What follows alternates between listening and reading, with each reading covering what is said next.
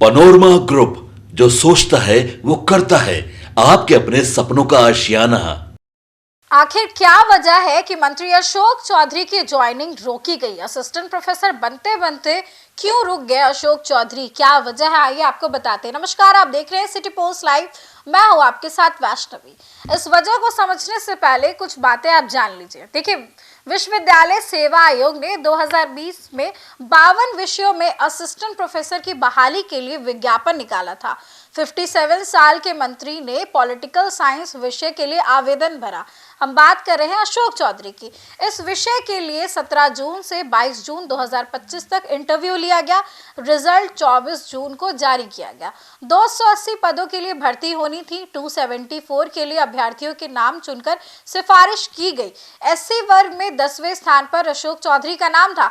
अनुभव प्रमाण पत्र की जांच पूरी नहीं होने की वजह से बाकी अनारक्षित कैटेगरी के 2 अभ्यर्थियों को वेटिंग लिस्ट में रखा गया। बाद में आरोप लगाए गए कि अशोक चौधरी के सर्टिफिकेट में कमियां हैं। इस मामले में शिक्षा विभाग के अधिकारी कैमरे पर कुछ भी कहने से बच रहे। 29 दिसंबर को शिक्षा मंत्री सुनील कुमार से यह सवाल किया गया कि अशोक चौधरी की नियुक्ति क्यों रोकी गई, तो उन्होंने कहा कि कुछ कमियां मिली हैं। हमने मामले को विश्वविद्यालय सेवा आयोग को भेज दिया है। हर बात को गहराई से देखा जा रहा है। अब उन्होंने क्या जवाब दिया है, आइए आपको बताते हैं। देखिए, विश्वविद्यालय सेवा आयोग के चेयरमैन डॉक्टर गिरीश कुमार चौधरी ने बताया है कि ऐसी कोई शिकायत मिली नहीं है, लेकिन शिकायत मिलने पर जांच कराते हैं। गड़बड़ी मिलने पर कार्रवाई होती है और उस अभ्यर्थी के चयन के स्तर को रद्द कर दिया जाता है। पॉलिटिकल साइंस विषय से जुड़े अभ्यर्थियों की लिस्ट नियम के अनुसार चयन कर शिक्षा विभाग को भेजी जा चुकी है। देखिए, मामला शिक्षा विभाग और विश्वविद्यालय सेवा आयोग के बीच में ही फंसा हुआ है। काफी किचकिच होने के बाद मामले को ठंडे बस्ते में डाला जा सकता है। अशोक चौधरी से जुड़े कागजात पूरे पाए जाएंगे, कोई गड़बड़ी नहीं मिली तो नियुक्ति भी संभव है। अब अशोक चौधरी की नियुक्ति रोकने के पीछे 2 तरह की बातें हैं। पहला आप जान लीजिए, उनके 2 नाम हैं, अशोक कुमार, अशोक चौधरी, और दूसरा पीएचडी में गड़बड़ी। मामला केवल एकेडमिक तक ही सीमित नहीं है। सूत्रों की माने तो अशोक चौधरी की बहाली को लेकर हो रहे विवाद में राजनीति भी है। इसे समझिए कि क्या राजनीति है। देखिए, पहली बात यह है कि अशोक चौधरी का जदयू में बढ़ता हुआ कद, अशोक चौधरी के मामले में हो रहे इस सारे चीज को लेकर के जदयू का इंटरनल पॉलिटिक्स का भी हिस्सा माना जा रहा है।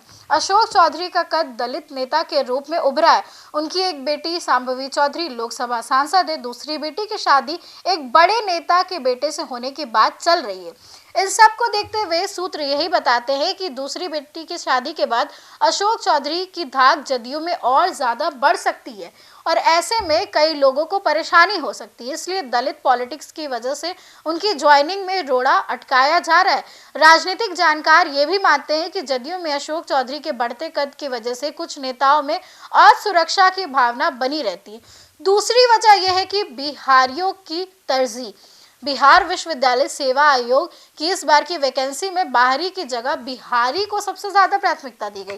पहले इंटरव्यू बोर्ड में ज्यादातर जो एक्सपर्ट्स होते थे वो बाहर के होते थे, लेकिन इस बार एक्सपर्ट्स बिहार के ही थे। नतीजा बाहर के लोगों की भौं जो है आयोग पर तनी हुई है। छोटी छोटी गलतियों पर आलोचना की जा रही है। साबित करने की कोशिश की जा रही है कि बहाली नीट एंड क्लीन नहीं है, कुछ तो गड़बड़ है।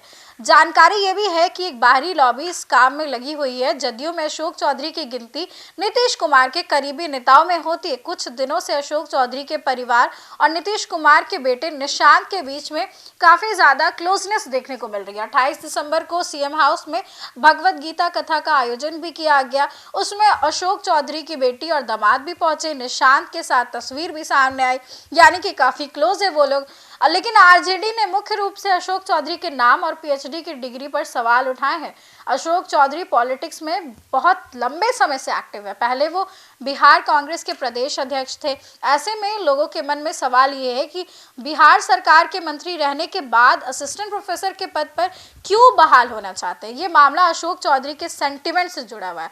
उनके करीबी ये बताते हैं कि अशोक चौधरी के पिता महावीर चौधरी पॉलिटिकल साइंस के एमए थे, यानी कि उन्होंने मास्टर्स किया था। पॉलिटिकल की अनिश्चितता से वो वाकिफ थे।